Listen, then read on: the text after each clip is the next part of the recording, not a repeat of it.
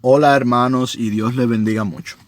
Vamos a continuar con la lectura del libro de Lucas, lectura comprensiva de la Biblia. Ya está comenzando a hacer calor aquí.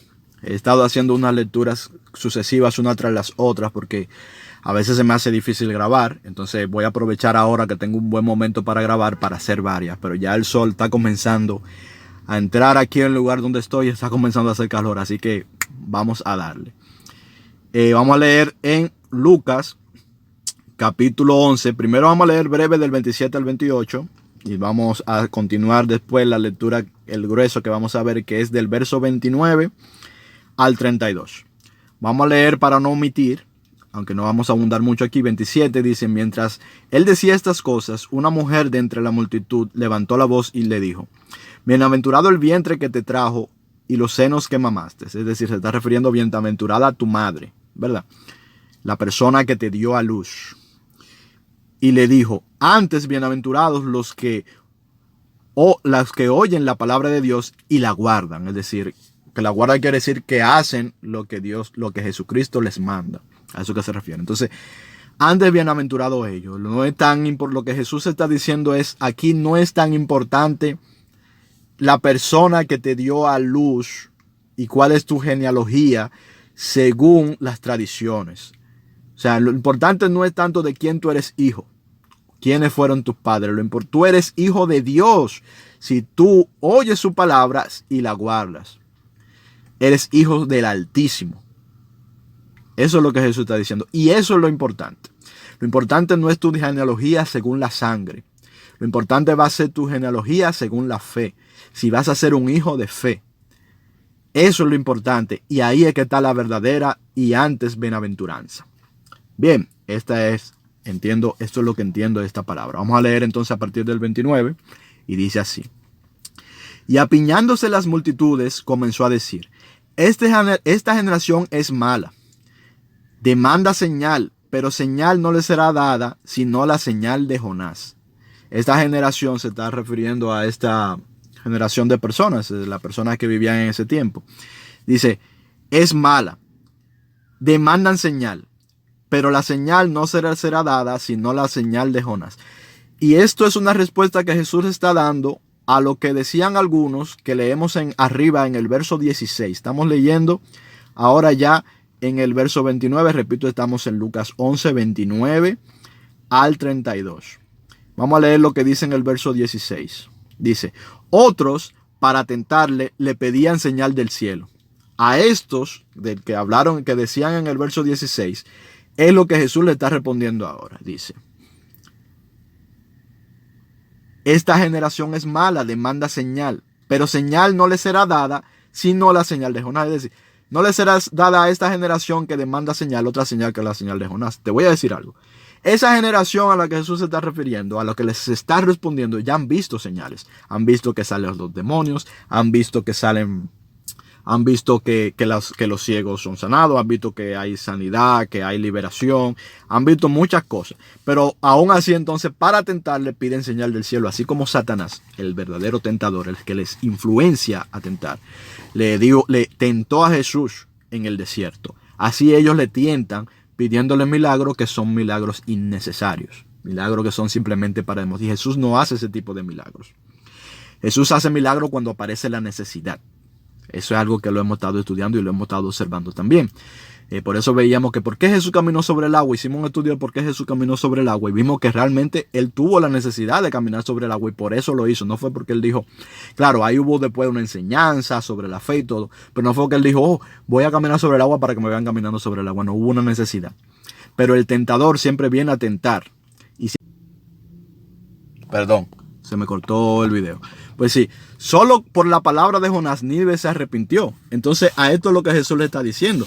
Así como el rey de Nínive, ¿verdad? Y los ninivitas se arrepintieron, hicieron ayuno y pidieron por misericordia al Señor.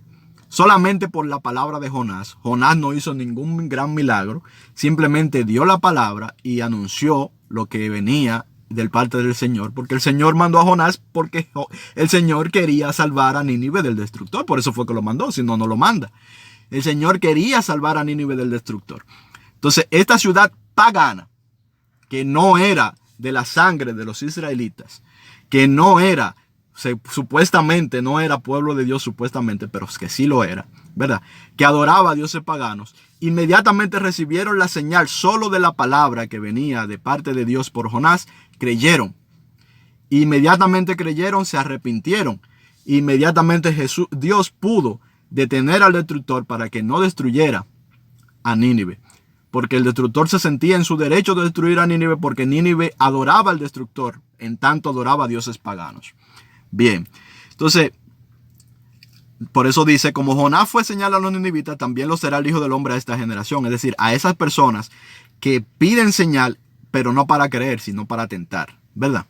Dice, la reina del sur se levantará en el juicio con los hombres de esta generación y los condenará, porque ella vino de los fines de la tierra para oír la sabiduría de Salomón, y he aquí más que Salomón en este lugar. ¿Entiende?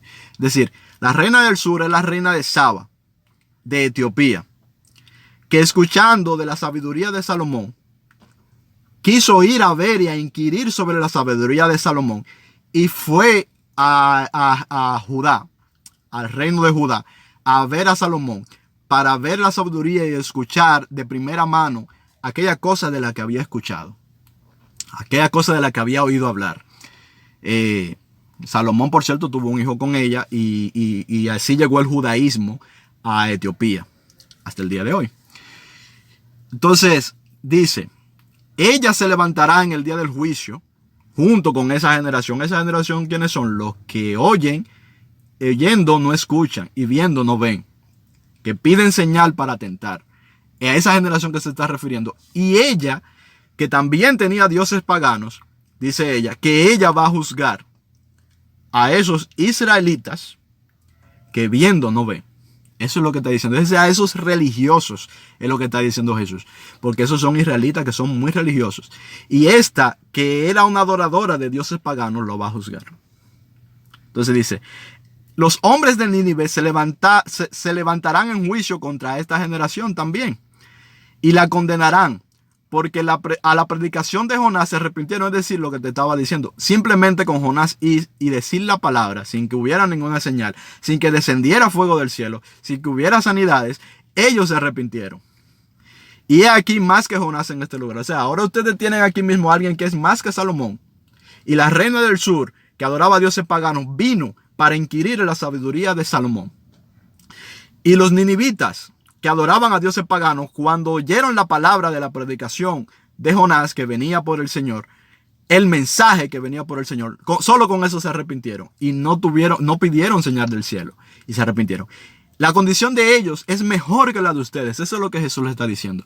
La condición de ellos es mejor que la de ustedes, fariseos, escribas, hipócritas. Eso es lo que Jesús les está diciendo.